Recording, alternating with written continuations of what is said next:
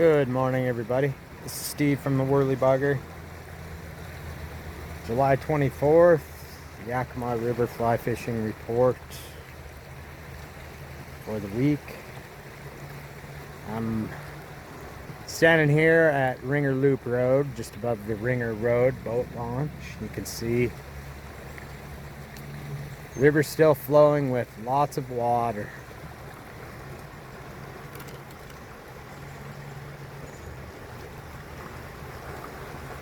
So earlier in the week, we had 3 days of cool weather.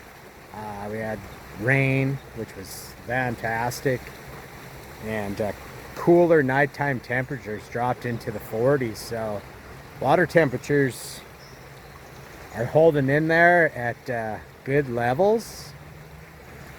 If you don't know it, we are in a drought this year. I know it doesn't look like it, but we are in a severe drought. If you don't know that, maybe you're living under a rock somewhere, but the entire west coast is in severe drought, especially our neighbors to the east, Idaho, Montana. If you have plans to go there for fishing in the next several weeks, you may want to do a little bit of investigation. There's been a lot of river closures there. Had guides into the fly shop this week from the Missoula and the Bozeman area, and very, very tough conditions, unfortunately, there.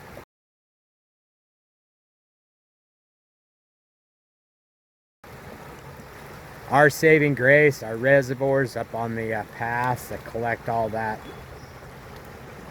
mountain snow that melts in the spring. Unfortunately, those reservoirs never filled to 100% capacity, but if the reservoirs, if the readings are correct, they're actually doing a pretty good job this year of managing the water. We're still seeing the Clay Elm Reservoir at about 40% capacity. Aaron doesn't think it's quite at that level, but that's about what it's recording. And we got about 5 more weeks of heavy irrigation season. Most likely we'll start seeing the river drop off the 2nd or 3rd week of August and start going into flip-flop mode. But for now, water temperatures took yesterday, and you can see in this report from East Clay Elm.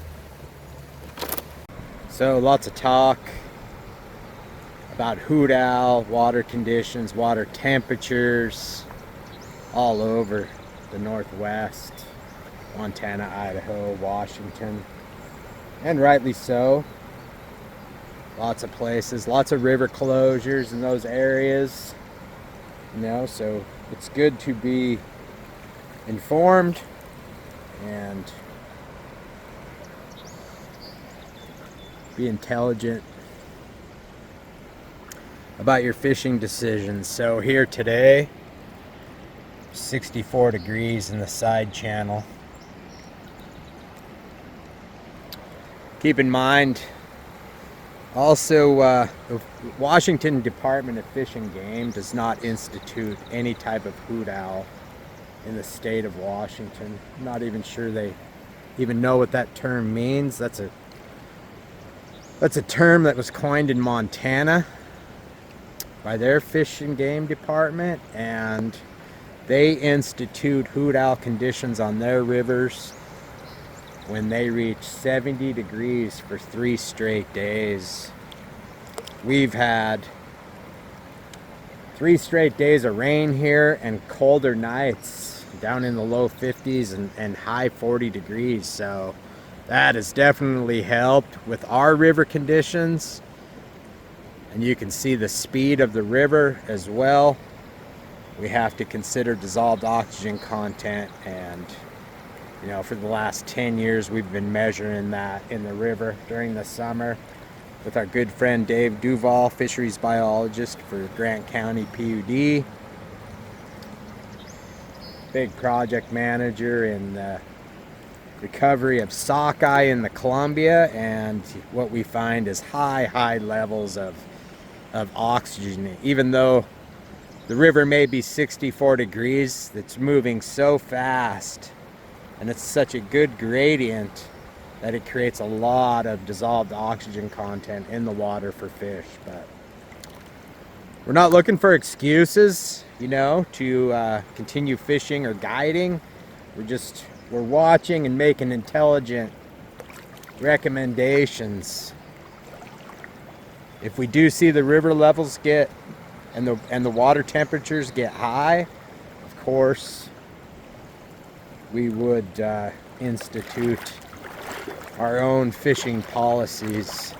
But as of right now, you know, the river is in great shape.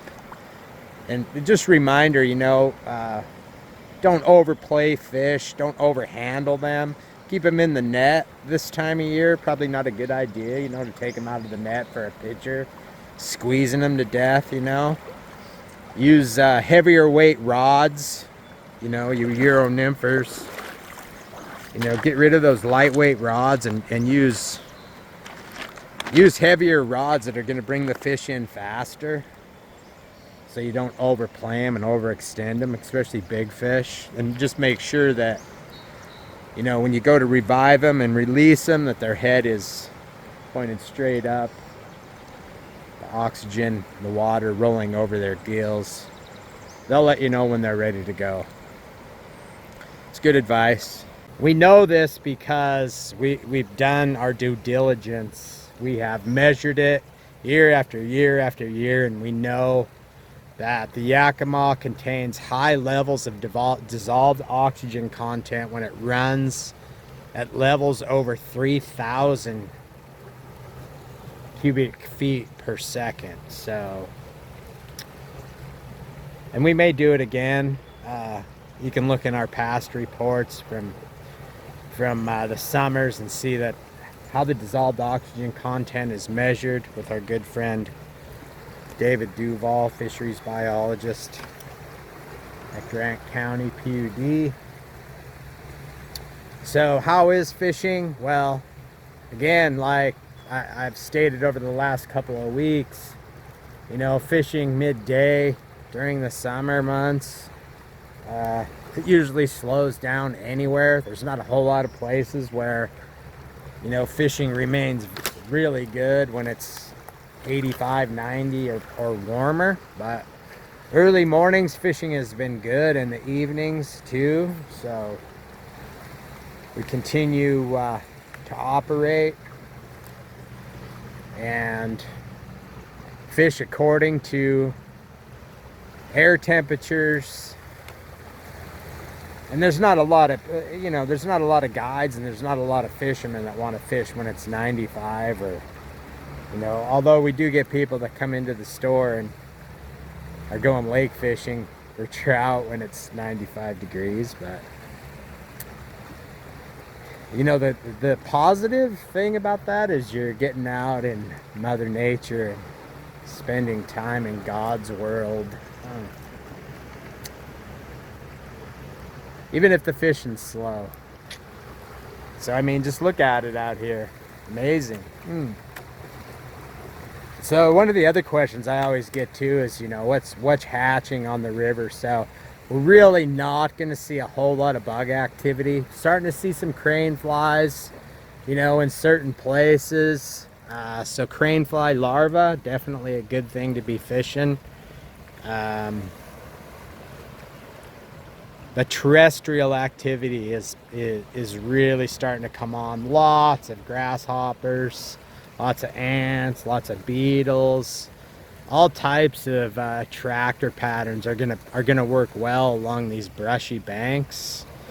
We had several days of high, heavy clouds, which is very uncommon for the valley here. You can see today, not a cloud in the sky, bright sun. So On those days, usually streamer fishing is not very good, but when we get overcast conditions, or if you hit a section of the river that has lots of shade, streamers can be super effective.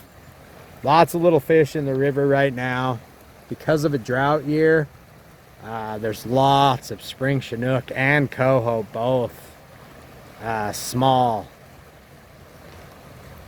fish. I'm talking about, you know, that the smolt, the hatchery smolt that's been placed in the river, and also some of the wild fish from the spawn last year and the year before. We do have spring chinook in the river now, but they're in the big deep holes. The adult chinook are in the big deep holes waiting for the river to drop. So it's great that everybody is being responsible and you know, have water temperatures, you know, in consideration. But as of right now, the river is in good shape and good for fishing.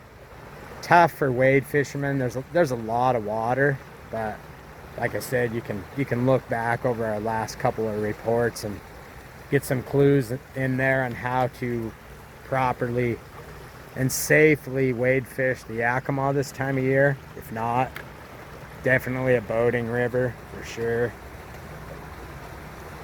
Just a much more productive way to really fish the river this time of year with these big high volumes. He's a little unhappy with my presence. I'm at his fishing hole. Here. This is Wilson Creek.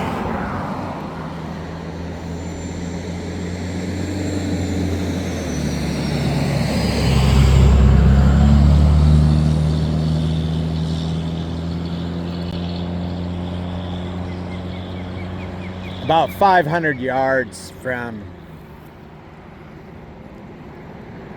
the mouth of the canyon where it dumps into the main stem of the Yakima.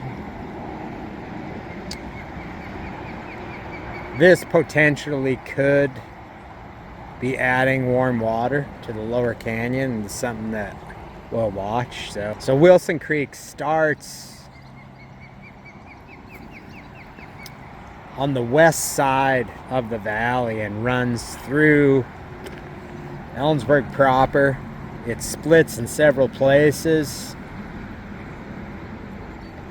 and eventually ends up here, number 6 road and Thrall Road, and then dumps into the confluence of the Yakima. Between all those points, there's off-field irrigation that's still being conducted. Over the last decade, farmers have been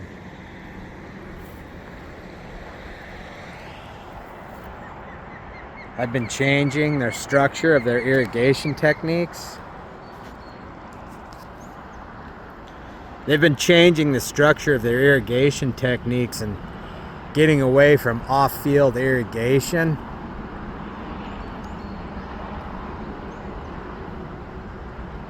And using super expensive pipe like this one. Typically this time of year you wouldn't even be able to see the bottom of Wilson Creek, but now you can. So we're starting to see Wilson Creek clean up. It used to be just chocolate milk and dumping in. It's not near as bad, but still creates some warmer water conditions until all that off-field irrigation is complete. So this could be one thing that's causing higher water temperatures in the lower canyon. We'll keep an eye on it, especially through the month of August. Then everybody, there's not much more to report.